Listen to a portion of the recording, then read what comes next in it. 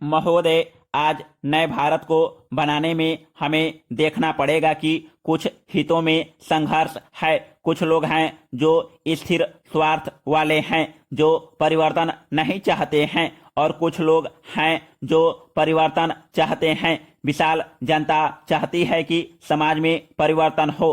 तो जब यह संघर्ष है और जब हमने आपस में तय कर लिया और हमारे देश ने सिद्धांततः एक चीज को मान लिया कि हम अहिंसा के जरिए शांतिपूर्ण तरीके से संसदीय प्रणाली से ही नया समाज बनाना चाहते हैं। हम खून खराबा नहीं करना चाहते हैं। जो समाजवादी तरीके हैं उनसे हम काम करना चाहते हैं। साम्यवादी तरीकों को हम नहीं मानते हैं। अगर हम जनतांत्रिक तरीकों से चलना चाहते हैं तो यह आवश्यक है कि हम संविधान को वह शक्ति दे जिसको अंग्रेजी में डेमोक्रेसी कहते हैं। Paragraph change. उपसभापति जी, मैं संक्षेप में 2-3 बातें कहना चाहता हूं। हमारी संसद 3 भागों में विभक्त है। अकेले लोकसभा का नाम ही संसद नहीं है। अकेले राज्यसभा का नाम भी संसद नहीं है। अकेले राष्ट्रपति का नाम भी संसद नहीं है। लोकसभा, राज्यसभा और राष्ट्रपति, इन तीनों को मिलाकर संसद का निर्माण होता है।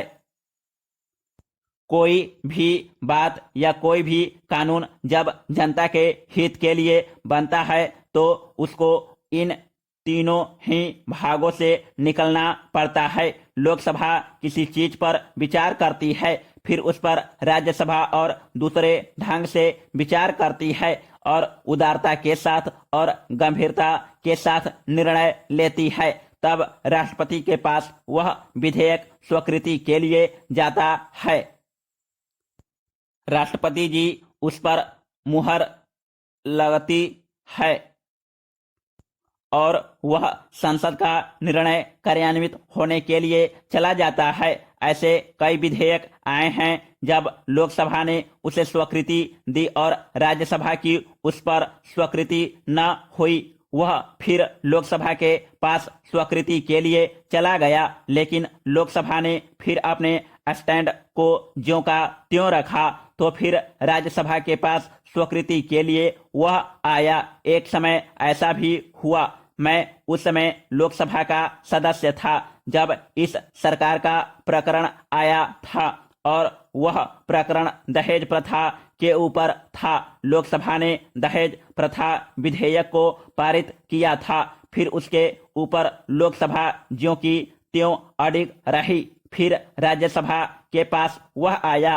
राज्यसभा ने भी अपने विचारों को ज्यों का त्यों रखा और लोकसभा और राज्यसभा में मतभेद की स्थिति आई तो उस पर एक संयुक्त अधिवेशन बुलाया गया। स्वतंत्रता के बाद शायद पहला अवसर था जब लोकसभा और राज्यसभा की संयुक्त बैठक हुई थी और संयुक्त अधिवेशन के अंदर गंभीरता से उस पर विचार किया गया और उस विधेयक को पारित किया गया।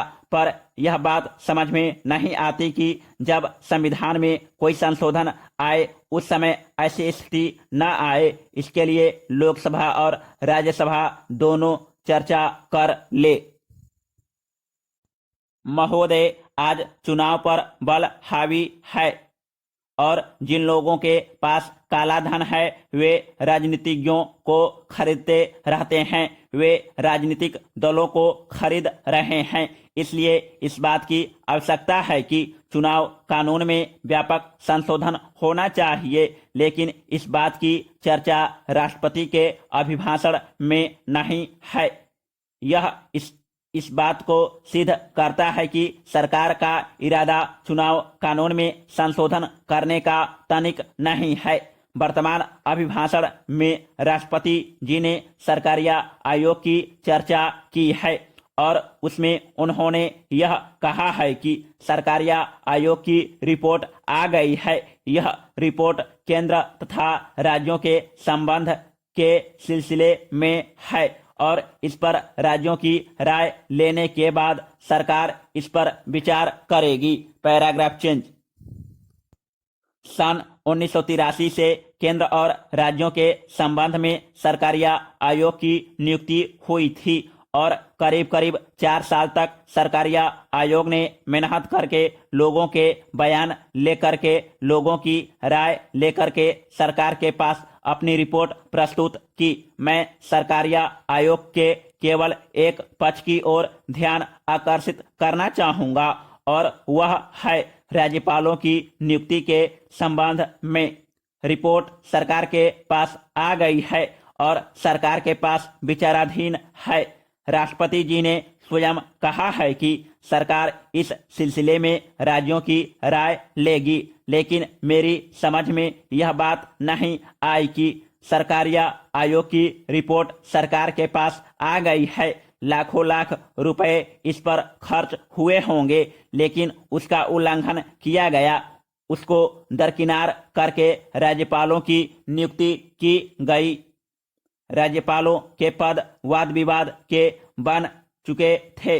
सन 1959 में विधिवत निर्वाचित सरकार थी, उसके मुख्यमंत्री को बर्खास्त किया गया और तब से राज्यपाल के पद पर बराबर यह आरोप लगाया जाता रहा कि राज्यपाल केंद्र के इशारे पर काम करता है, केंद्र सरकार के एजेंट के तौर पर काम करता है।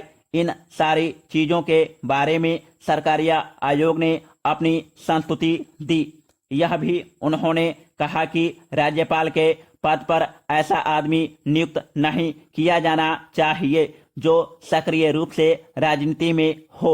दूसरी संस्तुति यह कि अगर किसी प्रदेश में विरोधी दल की सरकार है तो वहां पर ऐसे व्यक्ति को नहीं भेजना चाहिए जो किसी दूसरे दल में सक्रिय राजनीति में हिस्सा लेता रहा हो। जवाहरलाल नेहरू ने कॉन्स्टिट्यूएंट असेंबली में जब राज्यपाल के पद पर विचार विमर्श हो रहा था, उस समय कहा था। इसी तरह से जो कॉन्स्टिट्यूएंट रिफॉर्म्स कमेटी थी उसने इस सिलसिले में अपनी राय दी, लेकिन अभी हाल ही में 3 या 4 राज्यपालों की नियुक्ति की गई। एक राज्यपाल तो महिला हैं जो इसी केंद्रीय मंत्रिपरिषद की सदस्य थी। दूसरे एक ऐसे राज्यपाल हैं जो सक्रिय रूप से राजनीति में थे और सरकारिया आयोग ने यह भी कहा कि केंद्र और राज्यों के संबंध अच्छी तरह से चलते रहें, उनके संबंधों में सुधार हो, रिश्ते अच्छे हों। इसलिए जो प्रदेश के मुख्यमंत्री हैं उनसे भी राय लेनी चाहिए, लेकिन ऐसा नहीं हुआ।